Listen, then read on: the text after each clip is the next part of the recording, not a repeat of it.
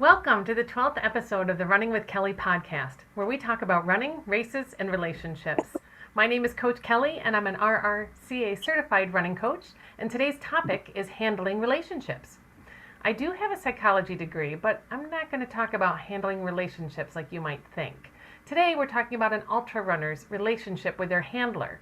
Specifically, we're talking about my handler and my husband of 30 years, Chris Nash. And to make this extra fun, we're going to do this newlywed game style. I'm a little nervous about this, but I'm super excited. And joining me on the podcast journey, as always, is my running partner, my closest and dearest friend, and today's game show host, Alex Croll. Take it over, Alex. Hey, Kelly. Hi, Chris. Thanks for joining me tonight on the newlywed edition of the Ultra Handler. Well, you guys aren't really newlyweds, but you are a fantastic couple who has been together for a very long time. And Chris, I know you've been handling Kelly for a long time as she takes on all these ultra races, and I know it's a big job. So I'm going to get started with the questions. Are you ready? I am as ready as I'm going to get. Now, these are in no particular order, and I do have Kelly's answers here already. So she's been prepped. It is you, Mr. Nash, who has not been prepped. All right. Okay. So Is there a prize, Alex, when this is over? there is a prize. I haven't figured out what that prize is yet, but Maybe another 30 years of marriage? yeah, you guys have each other. That's prize enough, isn't it? All right, come on, honey, you can do this. Okay. Do. I wish I had a little background music for it, but here we go. All right. So, Chris, first question. Mm. What is one piece of gear that Kelly cannot live without during an ultra? What is one piece of gear that Kelly cannot live without during an ultra? Probably body glide. Oh, that's a good guess, but incorrect. Dun, dun, dun. Kelly, do you remember what you told me? I do. My Garmin, honey, my Garmin. Only because I wasn't thinking of body glide as gear. Otherwise, I would have. Oh, yeah. I would have said body glide, but my Garmin. Well, lately, though, sometimes your Garmin doesn't finish a race. I so. know. Well, her problem is she runs for too long. She outruns the target. It outruns. She does not outrun the body glide, though. So, I think that was still a sound answer. That was a good one, All honey. right. That was a good one. So that's check number one. All right, question two. Late in a race, what is her go-to snack? Late in a race, what is her go-to snack? Ooh. I have two that immediately come to mind. One is she likes pretzel rods where she only wants to lick the salt off of those, or a peanut butter ball. One of those two.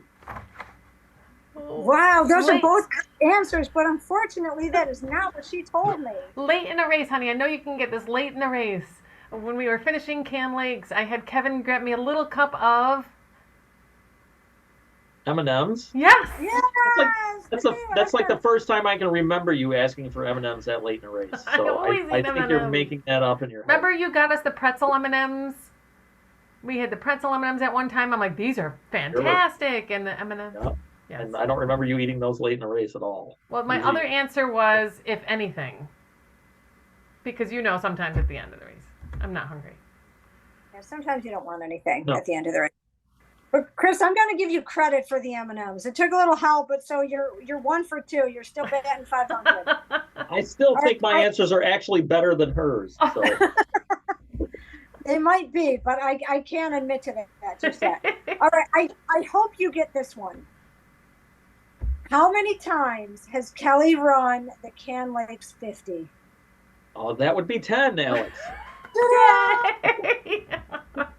Hooray. 2 for 3. Did I need to answer it in the form of a question? What is 10? This is not Jeopardy. This is the newlywed game. Oh, that's right. 30-year marriage ultra handler edition game. Oh, but do you know what my best time was, Chris? That's not one of the questions. You're not the host. You can't make the questions. I think it's 9:22. Boy, that's close, though. He's close. For a race that long, he's close. 9:15, right? 9:15, when Alex Croll was pacing me for the last 15 miles, and my last mile was 8:59. Wow, that really was something. I thought I was going to die at the end of that, and I only had run 15 miles, not 50. All right, I'm going to go to my next question. What is the farthest distance she has ever run? I believe that to be, well, the treadmill race was 100.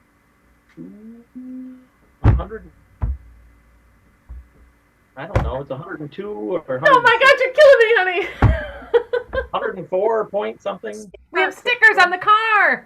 No, we don't currently, so that's a wrong answer. Oh, yeah, you sold the Aspen. Rest in peace, Aspen. Boy, you're close. 104.67. 105. 106.67. 0.49. 106.49. This is stressful. You're still doing great. This is why you should prep me. Oh my gosh. That would have been cheating. All right. I'm moving on here. Here's another one I hope you can get. What is her favorite ultra to run? That has to be Canandaigua. She's done it 10 times. Got it. All right. That's another one in the ding, ding, ding category. Okay. Next question. What is her preferred brand of running shoe for ultra marathons? Oh, that would be Adidas Ultra Boost. Oh, honey. That's not what he's talking about. He actually buys them for me. We stockpile them in the closet. You know, speaking of that, I'm going off on a 1 second tangent here. I'm very sad that New Balance has stopped making the 860s, and I can't find them anymore. And so now I have to find something new, and it's very stressful. Man. That's just my angst showing up. All right, I'm moving on to my next question because I know that we could be here all night, and I don't know. I think we're entertaining, but we're going to move on. Yeah. All right, so next question. If she could run any ultra marathon, what would it be?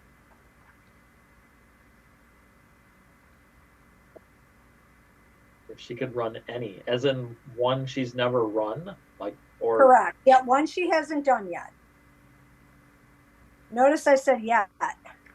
He has mentioned the words beast of burden more than once, but I don't know how interested she really is in running that. That one I'm truly stumped on. I don't think I've ever talked about it. I do have a book about it, and I read the book, and I think I talked to you about it and said, oh my gosh, I would love to do this sometime, but I don't know that you would remember that. You're All right. right, I'm going to help you out and give you the answer because I didn't know this one either. So this is one she's kept pretty close to the vest. The JFK 50? Yes. Never in a million. It's trail. Never. A trail one it's at a that? real tough trail one, yes. But it just, when I read the book, I'm like, I have to go do this.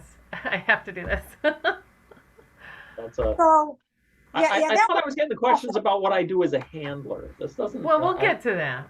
I'm getting Kelly's obscure trivia right now. This is to see how well you know me. Right. So we're going to get to the handler part. This is just the intro fun part. So we'll get done with it. Next question. What's the most important thing to have ready at the aid station when she comes in? Most important thing, I better have... If she's not carrying a water bottle, it better be in my hand. The tissue. You got it. Yeah, you got it. Tissues or toilet paper and water. You got it. Yay, honey. My nose runs like you wouldn't believe, Alex, during these races. I bet. All right, moving on. What is her favorite drink during an ultra marathon? That's changed a lot over the years. Years ago, she would do the Gatorades, then that bothers her stomach. She likes Noons, and the latest is some salt mix brand that I don't know the name of, that you pour that into the water bottle. Can I give him a little hint? Like, think not electrolyte drink, but something different. That helps me in a long ultra marathon. There's two things. A little bit of an IPA, is that it? Hey, all right. There was one more thing. Do you remember? I had a lot of it on the treadmill run. Oh, help. Do, do, do, do, do, do, do. Do, do, do, do, do. You drank Ice, some vanilla ice. ice? I don't know. Iced coffee. Oh, But you got the IPA. I know you were like zoning in on an electrolyte beverage, and its element was the salt beverage. But yes, which I've come to like. All right.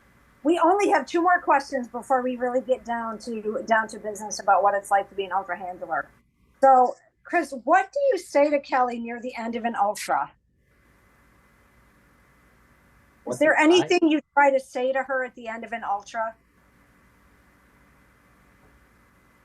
Like after it's over, or No, like as she's getting close to the end. Couple miles. Yeah, last couple miles. I've heard you before. Yeah, I definitely don't point out the distances left. I know better than that. No, Ed, when we did candlelight in that last hour, I'm pretty sure I heard you say something similar to this a couple of times, because we know she's a little competitive.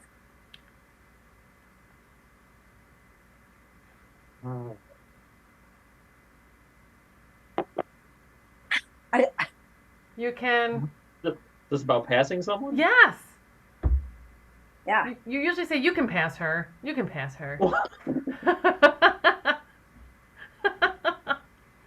And the other thing is something you always say to me towards the end when I'm not drinking enough.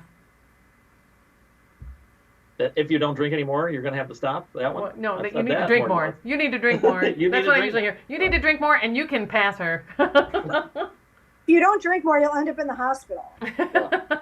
Oh, been there. When your pupils get very small, but your eyes are very wide open, that's when I know you're at the bitter end. You're in trouble. All right, Chris, last question. Has she ever yelled at you while you were handling her at a race? That is an affirmative. Yes. Oh, are you saying no to that? I didn't think I've yelled. I know I've been thinking of yelling, but I don't think I ever actually yelled. Oh no, you get snippy if you think you have to wait at all and I don't have the thing ready. Yeah. Oh wait, but why? Because you don't have the thing ready. Oh, we talked about this somewhere here, right? Because you need to have things ready when I come into the aid station. And then I don't yell at you. This podcast, because I can get you one of those big vests and you can carry all your own stuff, and then you'll have whatever you want whenever you want it. All right. Well, Chris, thank you for playing along with the Ultra Handlers edition of the 30-year game. I think you did pretty well, because I frankly think some of your answers may have actually been better than Kelly's answer. I've never been a handler. That's one of those things on my resume that I do want to add at some point. So, Chris, if you ever want to break, I'll do it. It's a thankless job, Alex. Said that. You know, it is a thankless job, Chris, because I'm putting up a slide here of some of our. Actually, these are of my very first can lakes. You can see Chris was running next to me with a roll of toilet paper because we didn't have the tissues. That was one of my first ultras, so we didn't realize the importance of tissues, but we knew you had to have toilet paper, I guess. So yeah, that was for dire emergency. Yes. When I did Can Lakes last year, and Rachel was my handler, she was great. That it takes a certain amount of patience to be able to do it, I think. And also the ability to let like snappy comments slide, because I know I probably made some. And she was really good about having whatever it was I needed. And Chris, I know you're pretty darn good at that too. So we know Kelly's been running for a long time. What do you think are some of the most important aspects of being a handler of an ultra runner?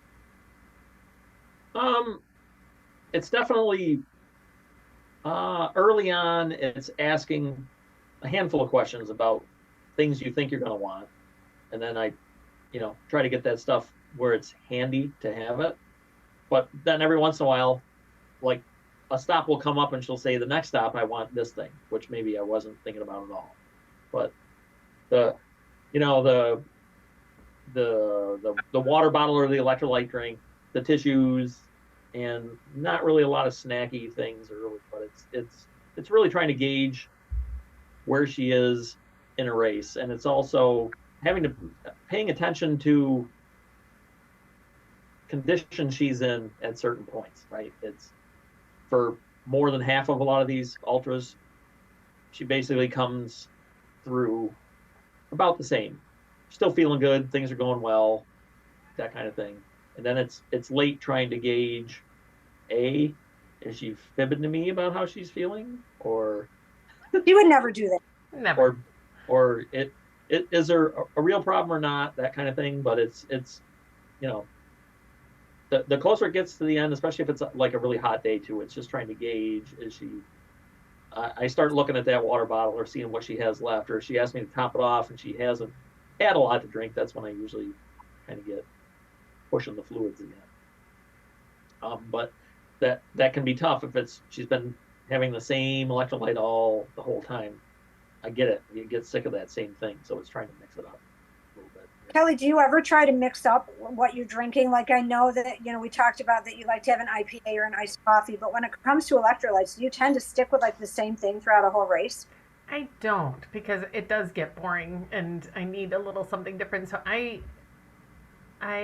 will usually start with something pretty benign, like a lemon lime or something. And then in the middle, I prefer, like, Body Armor makes a tropical electrolyte drink. So it's got a little coconut, a little pineapple flavor in there. And it just kind of wakes my mouth up, I guess.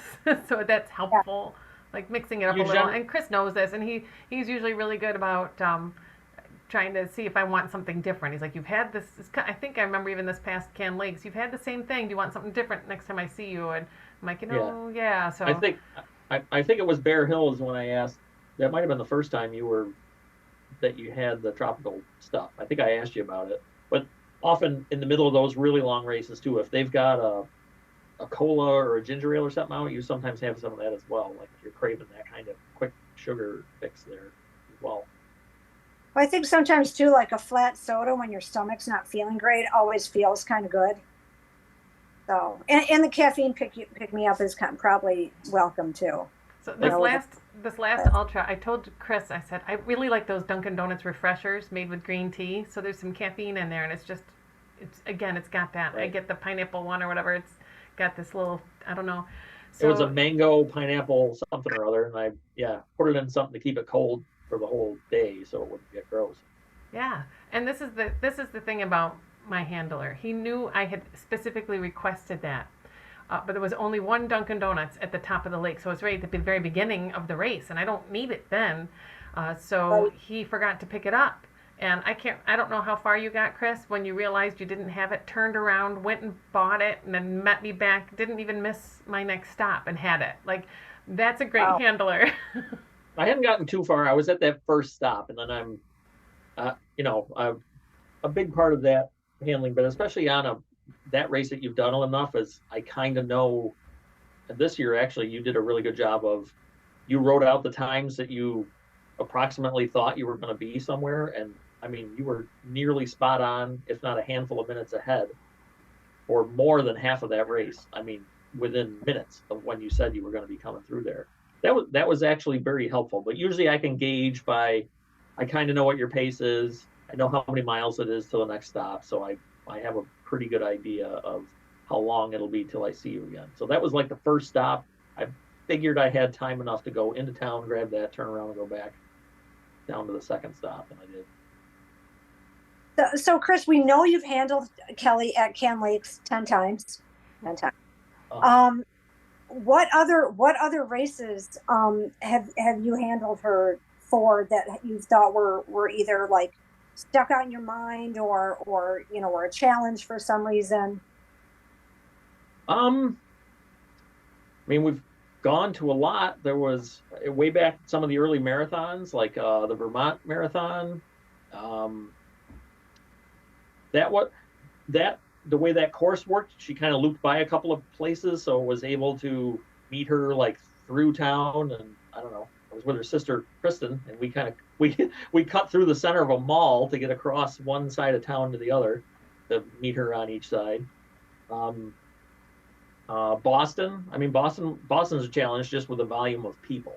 and there's only really so many places anybody wants you to stop so that you're not in the way.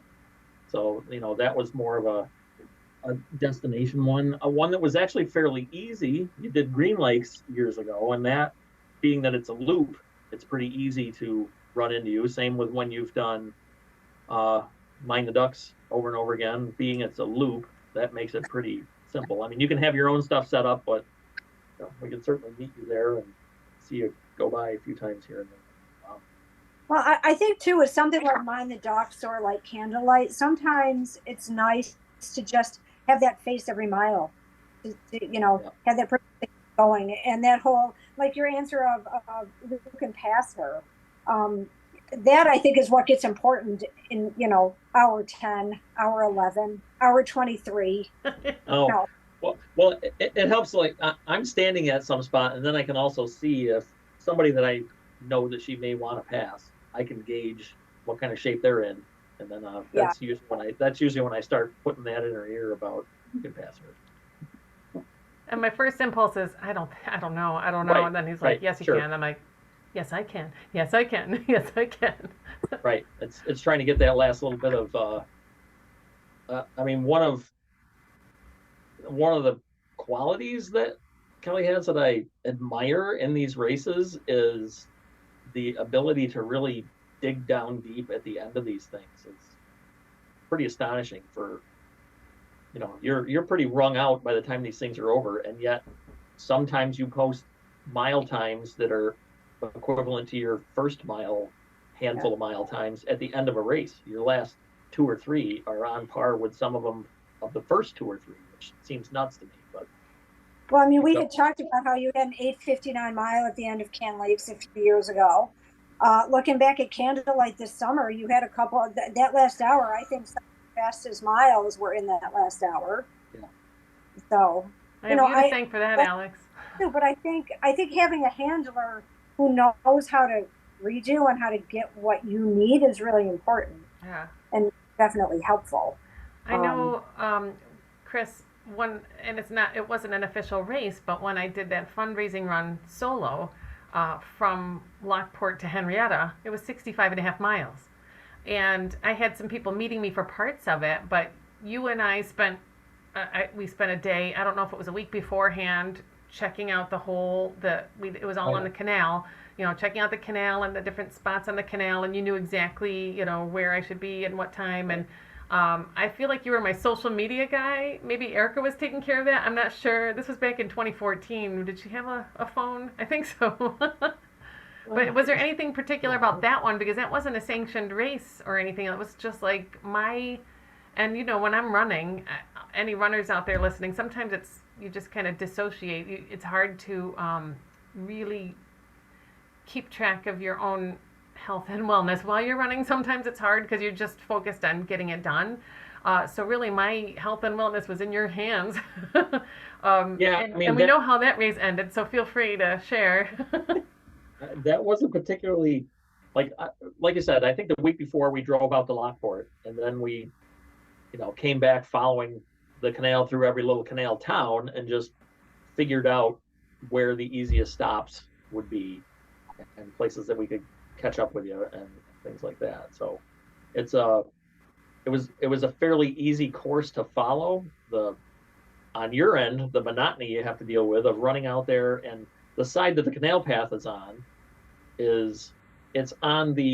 I believe it's on the north side of the canal, but the sun is sitting to the south, so there's no shade between you, and so you're out there with the sun beating on you all day long. And that one certainly, that took its toll on you as it got later, and that's, you were struggling to intake fluids, and you were tired of the stuff you had, and you were tired of being out there, and that one was a challenge. I mean, you got through it. There was a little extracurricular stop we had after the fact, but we'll talk about that. Like, how was it? I don't know what that's like to watch your runner that you're supporting, who's also your wife, have a bit of a health emergency. Right. Yeah, I mean, it was scary. What was very helpful was that due to the way that event was, there was already, I believe, there were I don't believe they called fire staff there. I thought there was already. No, they called I don't know if 911. Heritage. I don't know if did Heritage have an ambulance or anything there for you? I don't think so. I think Yeah. 911. I think you had to call 911. I mean, they got there so fast it was almost. But to that end, the last handful of miles, you were definitely hanging by a thread. Your color wasn't great. You weren't really sweating anymore, and you were getting rather manic. The closer you got to the end. By the time you got to the end, you were pretty. Suddenly a TV crew's got a microphone in your face, and I mean, it was a lot at the very end of all of that. And then, kind of took a little impromptu nap there. Without, what were some of the funny parts of that? Funny parts of that? You were trying to make jokes with people, trying to, tell everybody how well you were feeling and that you were fine. So you were cracking jokes with the firemen and the EMS crew, and, definitely trying to prove that there was nothing wrong and you didn't need anything. But it was a pretty warranted trip to the hospital, and I believe you had 3 liters of an IV there. Yeah. So it wasn't exactly like they just gave you one bag.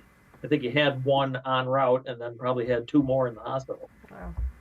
And suddenly, I remember you saying you felt great afterwards. So after you got those 3 bags of fluid, you were like, "Let's go! I'm ready to go." It was weird, like the fluid, and then I think they gave me a sandwich, which I think, and in the end on the bill might have been $55. I'm not sure, but but yeah, I felt great after, and then I did feel really bad. I had heard my mom said, "Stay with us, Kelly," like she was really worried, and I know the kids were there, but I gave this interview afterwards on TV, and then I'm like, I think I gotta sit down, and that was it. Yeah. And then I started coming to. You said, "I think I gotta sit down." You sat on a bench, and then you were just out.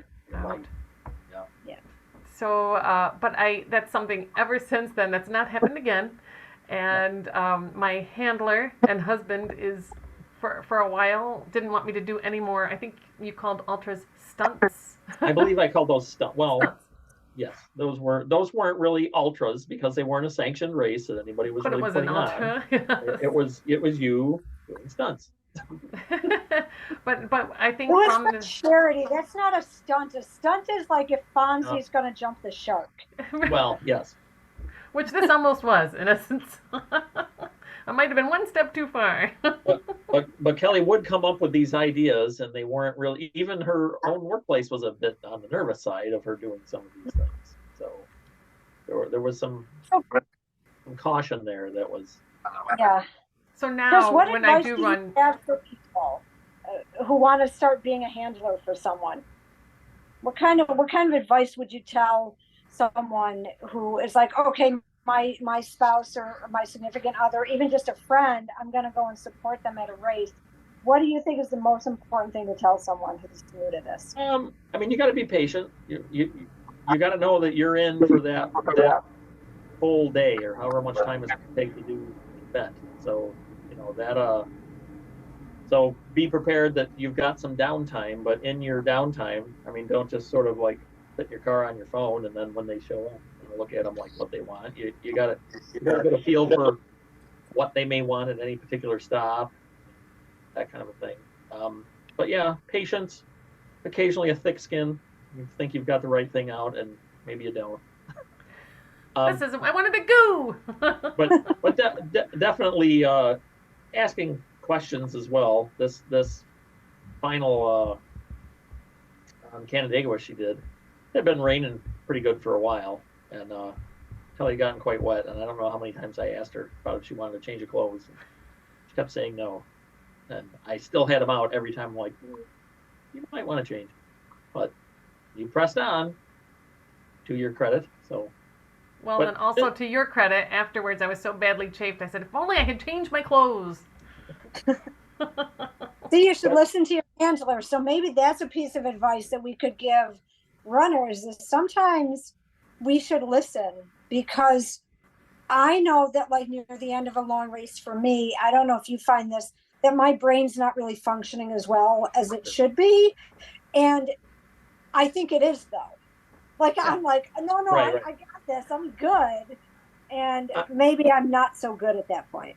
I will definitely say that towards the end of the race, I offer more choices Like I've got more things ready to go, got more things in hand, and then ask more questions about something you might want or something you might not want, or do you think you're going to need this, that kind of thing. But yeah, I don't always go by that initial answer either. I still have options available when it gets late, because sometimes it's the salt you want, sometimes it's electrolyte, sometimes it's nothing, sometimes it's only water. I mean, whatever the thing is, just have it handy. Don't have it buried in the back of the car either, where you can't get to it or you don't know where it is. We do generally overpack for these events. Ellie gets her stuff together. She's got emergency aid. She's got all kinds of food. She's got changes of clothes. She's got all, name it, packed. And 95% of it we don't ever touch on a race, but at least it's there if ever she wanted it. So.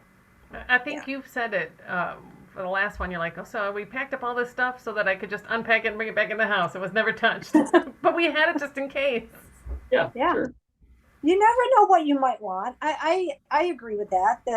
Like when we were packing for Ragnar, we were laughing at all the stuff we didn't end up eating, that we didn't end up using, didn't end up wearing. Because I'm like, I'm going to change my clothes for every leg. I didn't do that. But you might want to. So you're better off if you have the space to bring it. So. I mean, it does kind of crack me up once in a while when I open up the back of the car and all the stuff that's in there.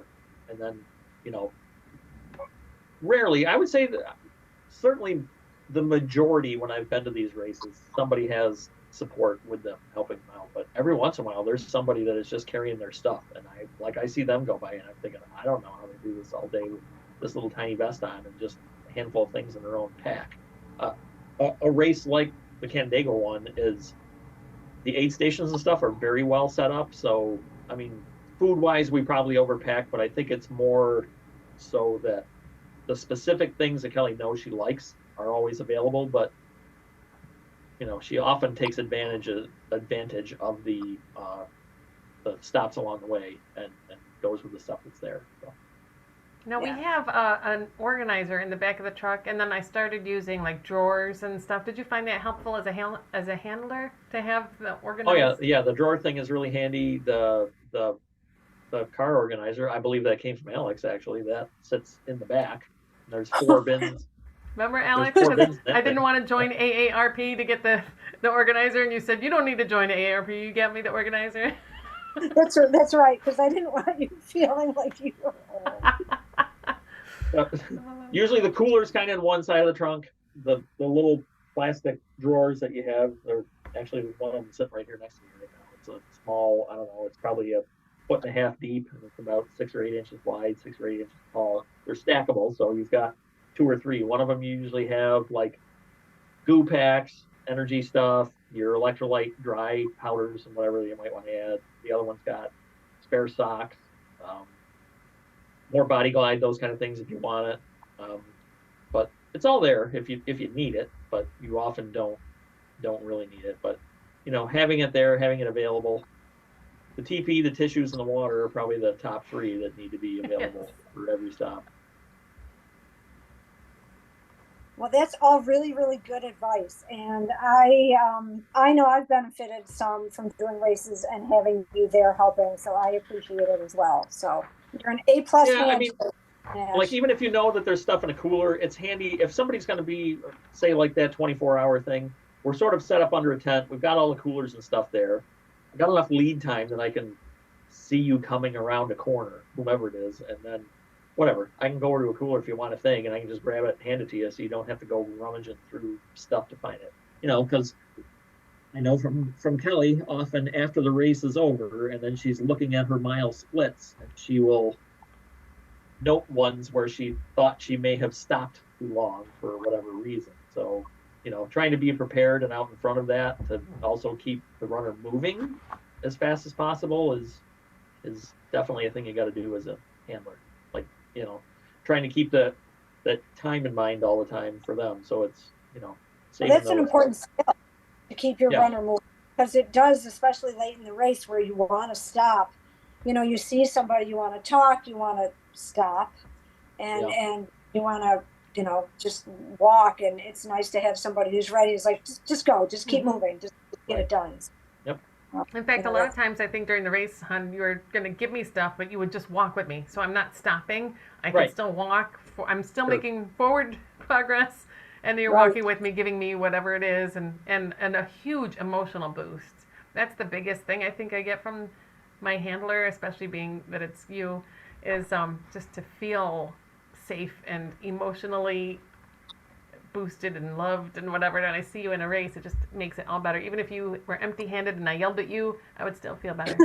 Well, So yeah, and during that short conversation, it gives me a chance to I can gauge where you are, how you feel, and again for the next stop that might be 3 or 4 miles away, what you think you're going to want. Because often I'll have the stuff you may have asked for the previous one, but one of the first things you usually mention when I'm there is like next stop, have this ready. So I mean, definitely got to listen, pay attention to the little things, or when there's something that you kind of, I don't know, from the conversation that you pick up that you as the handler think they might need, have that ready at the next one. Be like, okay, so, see if this is something you want now or not.